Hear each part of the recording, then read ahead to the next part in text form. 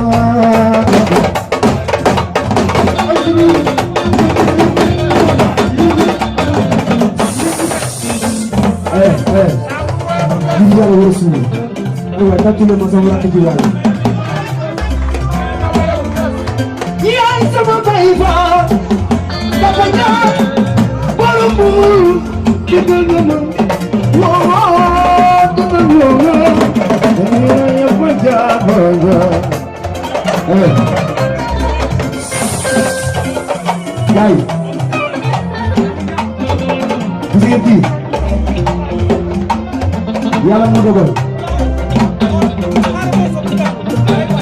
maa ñi ma bokkal showbiz bi ñëpp ko bëgg ñëpp la yéene man personnellement dinaa ñëw ba Mbour seet si la ndax man nëbbuma ko dama lay déglu waaw kay El Hadj nee na maa ngi lay ànd dama lay déglu sama xol di seet